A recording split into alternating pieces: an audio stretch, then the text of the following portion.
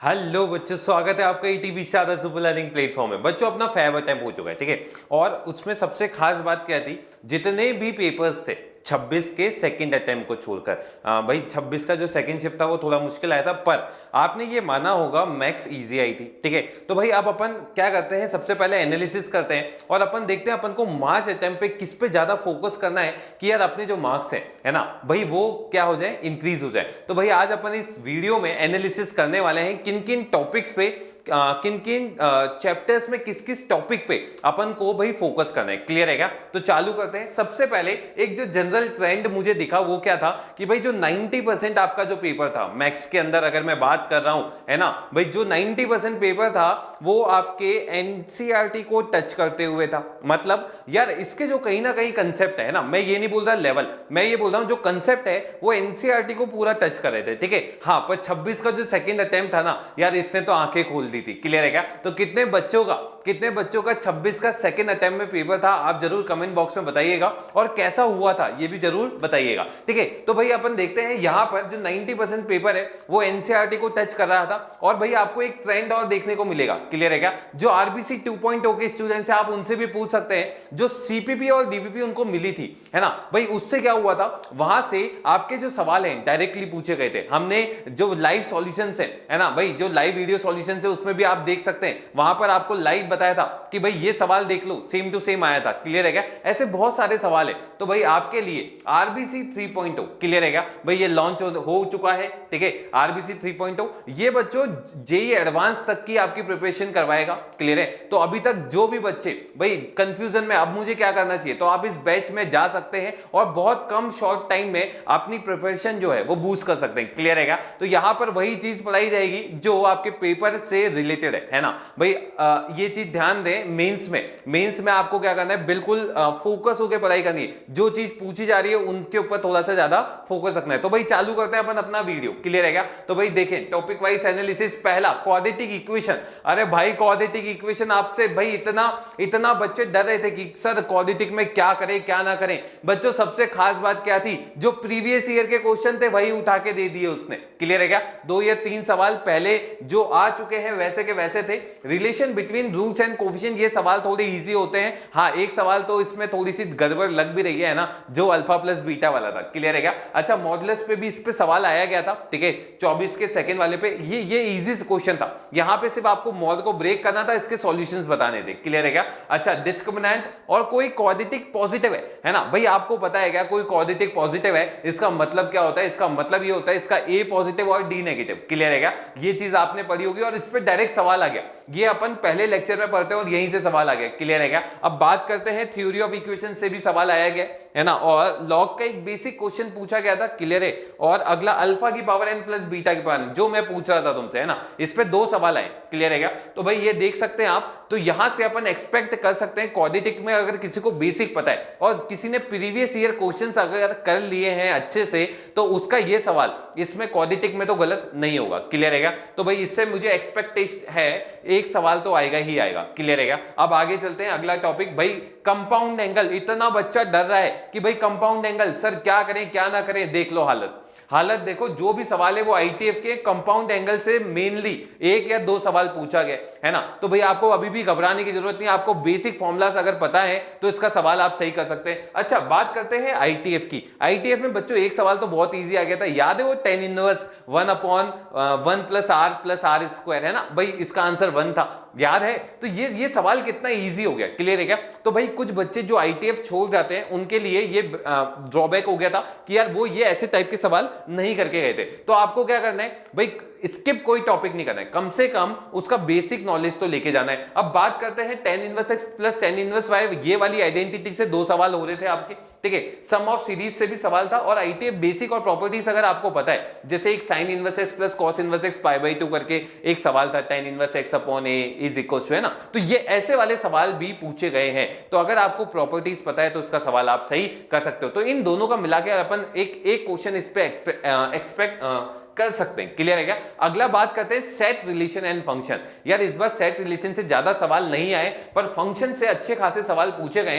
Types of functions है ना, 1 और ऑन टू वाले जो क्वेश्चंस होते हैं, इनसे आपके 3 क्वेश्चंस आए हैं। क्लियर है? Functional equation F of x alpha times plus beta times F of 1/x, ऐसा वाला सवाल, ये ऐसे टाइप के जो क्वेश्चन है ये भी 2 आए हैं। नंबर ऑफ फंक्शन, बच्चों ये वापस से मैं बोल रहा हूं, अच्छे से करके जाना। क्लियर है क्या? अभी इसके सवाल कम आए, पर अपन मार्च अटेम्प्ट में इस पे एक्सपेक्ट कर रहे हैं इसके सवाल आ सकते हैं। और एक टाइप ऑफ फंक्शन, इन दोनों से सवाल मैं अच्छा खासा एक्सपेक्ट कर रहा हूं, है ना। और कंपोजिट फंक्शन से एक सवाल आया है, ठीक है, वो इजी सा सवाल था, है ना भाई, एफ ओ जी की डोमेन बता दो, ऐसा सवाल था। क्लियर है क्या? तो आपको क्या करना है, यहां से अपन एक्सपेक्ट कर सकते हैं 1 से 2 सवाल आएंगे, पर फंक्शन की नॉलेज अपन को होनी चाहिए। बच्चों इसमें पीरियड नहीं आया है, वो भी आपको करके जाना है। क्लियर है क्या? पीरियड से बेसिकली बहुत सवाल पूछे जाते हैं, अभी वो उसने नहीं पूछा है, पर वो आगे पूछ सकता है मार्च अटेम्प्ट में। क्लियर है? चलें आगे, अगले टॉपिक पे एलसीडी। भाई एलसीडी में किसी को अगर बेसिक पता है ना, इसका सवाल तो उसने गलत नहीं किया होगा। यहां पर एक ग्रेटेस्ट इंटीरियर फंक्शन, भाई ग्रेटेस्ट इंटीरियर फंक्शन के लिए पूछा गया था 1-2 सवाल, है ना। 1 की पावर इनफाइनाइट फॉर्म, जिसका आंसर शायद 1 था, है ना, वो भी पूछा गया। एक्सपेंशन अगर आपको याद है तो आपका सवाल थोड़ा जल्दी सॉल्व हो सकता है। यहां पर उन्होंने बताया 26 की सेकंड अटेम्प्ट में आपने देखा होगा 2-3 सवाल एक्सपेंशन से आए। क्लियर है क्या? जैसे एक तो वो था फैक्टोरियल वाला, है ना, बहुत अजीब सा था, n² + 3n + 10 अपॉन सम 2n + 1 का फैक्टोरियल, है ना, समीशन चल रहा था। तो ये जो है ना ट्रेंड, ये 26 के अटेम्प्ट में दिखा है, पर बाकियों में बहुत इजी सवाल आए हैं। तो अपन अगर एक्सपेंशन, अपन को थोड़ा बहुत आइडिया है ना, अगर याद नहीं होते हैं आपको एक्सपेंशन, तो टेलर सीरीज याद कर लें, उससे सारे एक्सपेंशन निकल जाते हैं। अगली बात करते हैं एल हॉस्पिटल रूल। तो भाई एल ऑर्बिटल जो रूल है, इससे 3 सवाल आप डायरेक्ट कर सकते थे, ठीक है, 3 सवाल आए हैं। तो यार इसमें मैं आपको बताना चाहूंगा, एक तो आपको देखो एलसीडी में, है ना, बेसिक क्वेश्चन तो करके जाने, एल ऑर्बिटल रूल करना है, और एक जो ये ग्रेटेस्ट इंटीरियर और मॉडुलस वाले जो फंक्शन होते हैं ना, इनको थोड़ा खास तौर पे देख के जाना। क्लियर है क्या? इससे अपन एक्सपेक्ट कर सकते हैं 1 सवाल तो आएगा ही आएगा, ठीक है, 1 या 2 सवाल आ सकते हैं। अगली बात करते हैं अपन एमओडी की। यार इस बार एमओडी को इसने ना बिल्कुल, है ना, सौतेला व्यवहार किया इसके साथ, है ना, कुछ ढंग का पूछा नहीं गया, 1 आध सवाल आया, वो भी बेसिक सा। क्लियर है क्या? अब इससे सवाल बन सकता है, जैसे ये वाला सवाल जो है, x की पावर a y की power b is equal to x + y की होल पावर a + b। भाई इसका dy/dx बता दो, है ना। ये ऐसे टाइप के सवाल अभी ये पूछ सकता है इस वाले अटेम्प्ट में। एक बच्चों ये वाला जो है d2x/dy², है ना भाई, ये वाले जो होते हैं d2y/dx², ऐसे टाइप के जो फंक्शंस होते हैं, उनका डिफरेंशिएशन कैसे करते हैं आपको पता है। क्लियर है क्या? पैरामीट्रिक से भी पूछ सकता है। तो अभी इसने नहीं पूछा है, पर इसका मतलब ये नहीं है ये मार्च में भी नहीं पूछेगा, ये मार्च में इससे ले सकता है। क्लियर है क्या? तो भाई इस पे भी आप फोकस करें, है ना, इसको स्किप ना करें, इजी चैप्टर है। क्लियर है? चलें आगे अगले पे। एक चीज और इसमें जो इस बार इन्होंने नजरअंदाज किया है, वो है इनवर्स का डिफरेंशिएशन। क्लियर है क्या? भाई कोई फंक्शन है, उसका इनवर्स का डिफरेंशिएशन याद है, g'(y), याद है, ये ऐसे टाइप के फंक्शंस, ठीक है ना। तो भाई इसका ध्यान दें आप थोड़ा सा। अगला एप्लीकेशन ऑफ डेरिवेटिव। भाई इस बार तो इसको, है ना, लॉटरी दी है, मैं बता रहा हूं, बहुत सवाल पूछे गए। टेंजेंट नॉर्मल, इससे 2-3 सवाल, मोनोटोनिसिटी से भी 2-3 सवाल, रोल्स थ्योरम से 1 सवाल, ऑर्थोगोनलिटी 2 कर्व की, इससे बच्चों 2 सवाल। क्लियर है क्या? और मिनिमम डिस्टेंस, इससे 2 या 3 सवाल आपसे पूछे गए, है ना, 2 कर्व के बीच में। तो यार इससे हमेशा सवाल आते हैं, ऐसा नहीं है कि इसी बार इससे सवाल पूछे गए। क्लियर है क्या? तो भाई इसको अपन, है ना, इसको बहुत अच्छे से करके जाना है ना, इस पे तो बिल्कुल फोकस करना है। क्लियर है क्या? चलें आगे अगले इस पे। तो भाई इससे मुझे दो सवाल की उम्मीद है, 2 सवाल हर अटेम्प्ट में ये पूछ सकता है, ठीक है। चलें आगे, अपन अगले बात करते हैं मैट्रिक्स डिटरमिनेंट। भाई इसमें तो सोचने की बात ही नहीं थी, हर एक शिफ्ट में 1 या 2 सवाल तो सिस्टम ऑफ इक्वेशन से आया है। अगर आपकी सिस्टम ऑफ इक्वेशन अच्छी है तो आपका वो सवाल तो गलत नहीं होगा। अच्छा, और बात करते हैं प्रोडक्ट ऑफ मैट्रिक्स, इससे भी बहुत सवाल पूछे, जैसे a × at, है ना, ट्रांसपोज वगैरह ये आपको पता ही होने चाहिए थे, है ना। और प्रॉपर्टीज से भी इससे सवाल पूछे गए, ठीक है। एक सवाल तो बहुत ईजी आ गया था डिटरमिनेंट का, है ना, वो मैंने लिखा नहीं है क्योंकि मैं मानता हूं वो हर बच्चा कर लेगा। 11वीं में जो प्रवेश करता है उसको भी वो सवाल दे दिया जाए तो वो सही कर लेगा, है ना। बस डिटरमिनेंट खोलना था, आंसर निकालना था। क्लियर है क्या? तो सिस्टम ऑफ इक्वेशन अभी भी नहीं किया है तो इसको स्किप ना करें, इसको ढंग से करके जाएं। क्लियर है क्या? चलें अपन आगे इनडेफिनेट इंटीग्रेशन। बच्चों इससे डायरेक्ट सवाल नहीं आए, पर यहां पर इसकी हेल्प से आप डेफिनेट भी कर सकते हैं। अभी इससे पूछा नहीं है, एक 2 सवाल पूछे गए, कुटर पुटर और बेसिक क्वेश्चन, पर जैसे एक सवाल था sin x plus cos x को t माना था ना, वो जो सवाल था फर्स्ट शिफ्ट का, तो ये ऐसे सवाल पूछे गए, पर अब उम्मीद है इन चैप्टर्स से ज्यादा सवाल आ सकते हैं। अब आगे बात करते हैं डेफिनेट, बच्चों इससे भर भर के सवाल आए, बहुत भर भर के, जैसे greatest interior function, modulus function, इससे कोलिब्रेट करके एक अच्छा सवाल बनाया गया था, ठीक है। बेसिक क्वेश्चंस आए, किंग और क्वीन रूल, है ना, जिनको ये पता है यार, ये तो बहुत ही इजी सवाल आ गया था, याद है, cos square x upon 1 plus a की power x integration minus a से, ये वाले जो सवाल हैं ये पूछे गए थे, है ना। लिमिट ऐसे सम अच्छे से करके जाना, और बच्चे पूछते थे सर रिडक्शन फॉर्मूला करके जाएं या ना जाएं, cot की पावर nx याद है, तो भाई जिसका रिडक्शन फॉर्मूला जिसने कर रखा था वो थोड़ा इजीली इसको सॉल्व कर सकता था। हाँ, पर इसका मतलब ये नहीं कि अगर उसने रिडक्शन फॉर्मूला नहीं किया हुआ तो वो सवाल उसका गलत हो जाएगा, वो फिर भी कर सकता था, है ना। उसका आंसर शायद एपी में था, बताना जरा कंफर्म करना, है ना। अगला बात करते हैं एरिया अंडर द कर्व। भाई इसमें तो तुम बेसिक क्वेश्चन करके चल जाओ, या फिर इनइक्वालिटी जैसे आज तक ट्रेंड आया है, इससे आपका सवाल 1 या 2 हर एक में पूछा गया था, बेसिक से क्वेश्चन क्लियर है क्या। 1-2 सवाल बोनस भी हो गए, है ना। याद है वो मॉडुलस वाला, तो वो तो मतलब उसने क्या कर दिया बताओ। अगला बात करते हैं डिफरेंशियल इक्वेशन की। भाई इसमें सोचने की जरूरत ही नहीं है, इस बार होमोजीनियस से सवाल नहीं पूछे, पर आपको ये करके जाना है। लीनियर से भर भर के सवाल पूछे हैं, बहुत ही खतरनाक। एक बच्चों ये फॉर्म जो है ना, अभी तक जिसको ये फॉर्म नहीं आती मैं बता देता हूं भाई, ये ऐसे वाली form f double dash into f is equal to f dash का स्क्वायर, है ना। बच्चों इसको कैसे इंटीग्रेट करते हैं ध्यान से सुनना, अभी तक कई बच्चों को डाउट रह रहा है इसमें। एक नीचे ले जाओ, एक इसका नीचे ले आओ, ये बन जाएगा f double dash x upon f dash x is equal to f dash x upon f x. Clear है क्या। अब दोनों साइड आप क्या करें, इंटीग्रेट कर दें और dx लगा दें। भाई इंटीग्रेट किया, देखो इसको अगर t बोला तो ऊपर dt, इसको u बोला तो ऊपर du, तो यहां से बन जाएगा आपके पास log e f dash x का square is equal to log e f x का square plus log e c, है ना। तो f dash x c times of f x आ जाएगा, और फिर आप आगे सॉल्व कर सकते हो। तो ये ऐसे टाइप के सवाल आप कर लें। ऑलरेडी डिग्री से एक सवाल पूछा गया है, और ये जनरली ऐसे ही पूछता है ना, पर इसमें होमोजीनियस से सवाल नहीं पूछे गए, और वो आपको करके जानी है। क्लियर है क्या। तो अगले अटेम्प्ट में उसके आने की उम्मीद है।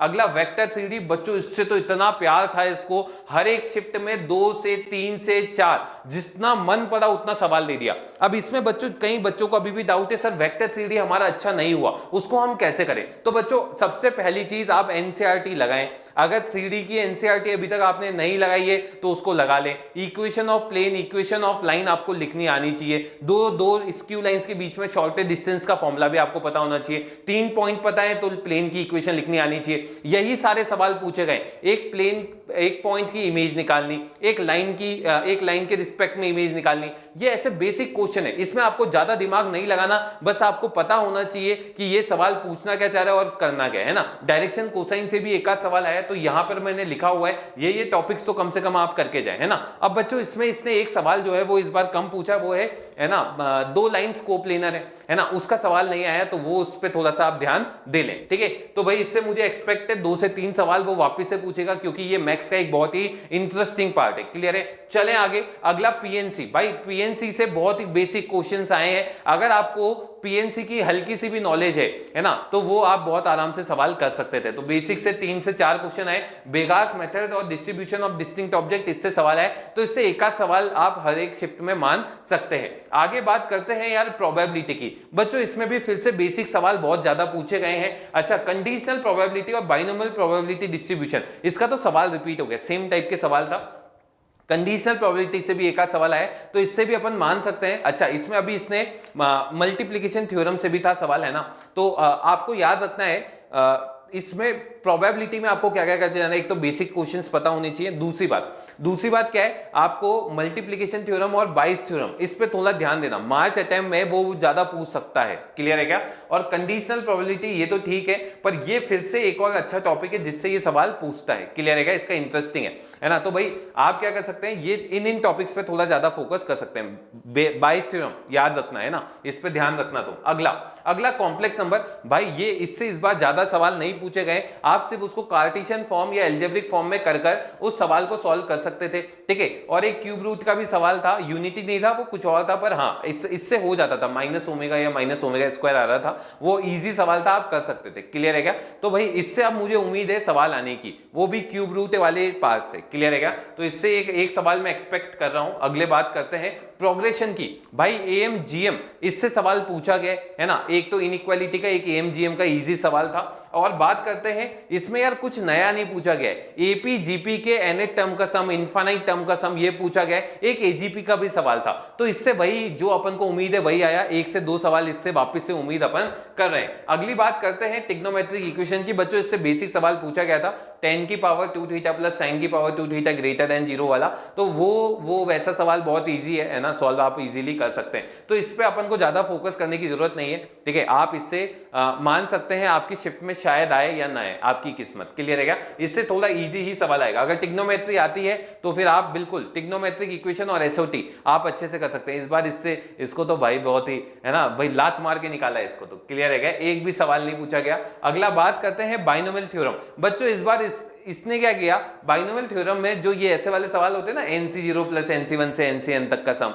या NC0 माइनस NC1, ये वाले जो सवाल है बहुत ज्यादा हर शिफ्ट में एक आध पूछ लिया है। अगला एक जनरल टर्म का भी सवाल पूछा था, इंडिपेंडेंट ऑफ एक्स टर्म, है ना। तो ये इससे अपन उम्मीद कर रहे हैं यार वापिस से, है ना, इसी टाइप के सवाल ये ज्यादा पूछेगा और इसी पे अपन को ज्यादा फोकस करना है। अगली बात करते हैं यार स्ट्रेट लाइन की। यार इसके फिर से बहुत इजी सवाल आए हैं। लोकस का एक दो सवाल पूछे गए, इमेज का तो डायरेक्ट क्वेश्चन पूछ लिया था, और इंटरसेप्ट तो यहां पे इस पे इतना अपन को फोकस अभी, है ना। इसमें मेन चीज देखो, अब पैरामीट्रिक वाला जो पार्ट है वो नहीं आया, उस पे आप थोड़ा सा ध्यान दे सकते हैं। और इसमें यार एक और चीज है, किसी पॉइंट की डिस्टेंस निकालना, ये भी अभी नहीं पूछा गया है ना। अच्छा, और एक दो टाइप के और सवाल होते हैं स्ट्रेट लाइन में, जैसे इंटरसेप्ट फॉर्म में जो सवाल बनते हैं वैसे भी आप कर सकते हैं। क्लियर है क्या? एक लाइन है ना, और कार्टेशियन जो कोऑर्डिनेट एक्स वाई एक्सिस के साथ कुछ एंगल बना रही है ना, इसका मिनिमम एरिया या फिर इंटरसेप्ट का लेंथ जो है वो मिनिमम होना चाहिए, ऐसे टाइप के जो सवाल है ना, ये पूछ सकता है। चलें आगे। अगला सर्कल, भाई इससे तो अलग ही प्यार था। टेंजेंट नॉर्मल हर एक शिफ्ट में पूछा गया है। और बात करें बेसिक और लोकस और कॉर्ड का, है ना, कॉर्ड का तो पहले उसमें 3 आंसर था पहले शिफ्ट में। तो यार ये वाले जो सवाल है टेंजेंट नॉर्मल के, मैंने फिर बताया था, सब हर बच्चे को एक ही बात बोली थी, यार कुछ करके जाओ मत जाओ, टेंजेंट नॉर्मल कोनिक सेक्शन की करके चल जाना। भाई आप हो गया, सर्कल हो गया, पैराबोला, इलिप्स, हाइपरबोला, और अभी फिर बोल रहा हूं अभी तक नहीं करी है तो इसकी टेंजेंट नॉर्मल तो कम से कम तुम करके चल जाना। अच्छा, सर्कल के केस में नॉर्मल क्या होती है बताना मुझे कमेंट बॉक्स में। चलें आगे। अगला पैराबोला, भाई इससे फिर से वही जो उम्मीद थी, बेसिक और टेंजेंट नॉर्मल के सवाल आए, नॉर्मल के नहीं आए, पर अब अपन को इस पे फोकस करना है। और बच्चों इसमें प्रॉपर्टीज के सवाल अभी नहीं पूछे गए, पर आपको अब अच्छे से करके जानी है, इसकी आने की उम्मीद फिर से ज्यादा है। क्लियर है क्या? प्रॉपर्टीज के सवाल अपन को अच्छे से करके जाने। आगे बात करते हैं इलिप्स और हाइपरबोला। यार इनकी जुगलबंदी से एक टेंजेंट नॉर्मल का सवाल आया था, पर ज्यादा इनसे कुछ सवाल पूछे गए नहीं है। एक और सवाल था कि जिसमें के एलिमिनेट करके हाइपरबोला की इसेंट्रिसिटी पूछी गई थी, तो वो वाला सवाल भी आप, है ना, देख सकते हैं। क्लियर है क्या? तो ये बेसिक क्वेश्चंस होते हैं। अगर आपको देखो कोनिक से डर लग रहा है ना, तो बेसिक क्वेश्चन और टेंजेंट नॉर्मल ये तो कम से कम करके जाना। क्लियर है क्या? आगे बात करते हैं अपन, ठीक है। देखो रीजनिंग और स्टेट्स की, इसका तो अपन को पता ही है। टोटोलॉजी, फैलेसी, है ना, ये तो अपन को अच्छे से करना ही है। टोटोलॉजी मतलब ऑलवेज ट्रू होना चाहिए स्टेटमेंट, फैलेसी मतलब ऑलवेज फॉल्स होना चाहिए। अच्छा, ए इंप्लाइज बी, ऐसे टाइप के सवाल मतलब ट्रुथ टेबल से ये हो जाते हैं। और आपको नेगेशन वाले सवाल इसमें अभी ज्यादा एक दो सवाल देखने को मिले, पर अब आने की उम्मीद ज्यादा है। अगला कॉन्ट्रा पॉजिटिव, है ना, नेगेशन और कॉन्ट्रा पॉजिटिव किसी भी स्टेटमेंट का, ये अपन को अच्छे से करना है। तो यार ओवरऑल अगर मैं एनालिसिस करूं तो यार एक चीज मैंने देखी है कि यार जो एनटीए जो क्वेश्चन या पेपर बना रहा है ना, वो ये चाह रहा है कि यार जो है ना बोर्ड की तैयारी करे वो भी इन पेपर को अच्छे से अटेम्प्ट करें, ठीक है। वो डिमोटिवेट नहीं करना चाहता। पर 26 का सेकेंड अटेम्प्ट का तो एक्सेप्शनल पेपर आ गया था, ठीक है। इतना मुश्किल नहीं था, पर हाँ जिनका थोड़ा सा मैथ्स अच्छा है वो अच्छा उस पेपर को दे पाए, है ना। बाकी तो क्या होता है, जैसे मानो ठीक है मैथ्स, तो यार 2-3 सवाल नहीं होते ना, घबरा जाता है बच्चा। क्लियर है क्या? तो यार अब अपन उम्मीद कर रहे हैं थोड़ा सा लेवल इंक्रीज हो सकता है। क्लियर है क्या? तो आप उसको दिमाग में बांध के रखें। कैलकुलेशन लंबी होगी तो आपकी कैलकुलेशन भी अच्छी होनी चाहिए। उसमें आप, है ना, ये शिकायत नहीं कर सकते सर पेपर लंबा था, नहीं, है ना। आपको अपनी कैलकुलेशन अच्छी करनी है, तो आप जो प्रैक्टिस कर रहे हो पेपर की वो टाइमर के हिसाब से करें। मैक्स को 1 घंटा 5 मिनट, 1 घंटा 10 मिनट दें। क्लियर है क्या? और इससे ज्यादा टाइम ना दें, और हर एक क्वेश्चन को अच्छे से एनालिसिस करें आपका गलत कहां हो रहा है, ठीक है। आप बिल्कुल मार्क्स बढ़ा सकते हैं। क्लियर है क्या? और ये सारे पेपर्स बच्चों, अगर मैं एक शिफ्ट को निकाल दूं तो बाकी सारे इजी आए हैं, आगे के भी इजी आएंगे। ऐसा नहीं है कि भाई बहुत ज्यादा वो अपना लेवल इंक्रीज कर देगा। तो आपको क्या करना है, जो भी टॉपिक आपको पहली बात तो छोड़ना ही नहीं है, और अगर कोई टॉपिक स्किप करने का सोच रहे हो तो यार उसका कम से कम बेसिक तो करके जाओ। क्लियर है क्या?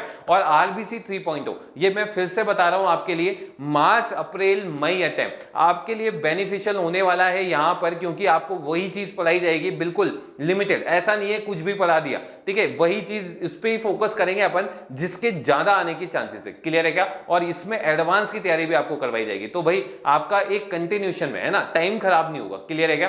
तो भाई उम्मीद करते हैं आपको ये जो एनालिसिस है, क्लियर है क्या, बिल्कुल पसंद आया होगा। ठीक है, और अगर पसंद आया तो भाई लाइक बटन जरूर दबाएं। ठीक है, और फिर मिलते हैं अपन, ठीक है, जब भी पेपर्स होंगे अपन की मुलाकात फिर से होगी। ठीक है, तो ऑल द बेस्ट, अच्छे से मेहनत करें, है ना, and you can do it. Clear है क्या? आप बिल्कुल मेहनत कर रहे हैं तो आपको बिल्कुल इसका रिजल्ट मिलेगा, है ना। तो भाई आप बिल्कुल भी अभी अगर फैब अटेम्प्ट आपका अच्छा नहीं गया है तो आपको घबराने की जरूरत नहीं है, आपके पास अभी भी 3-4 अटेम्प्ट है। क्लियर है क्या? तो बस लग जाओ, डट जाओ। क्लियर है क्या? और फोड़ के आ जाओ।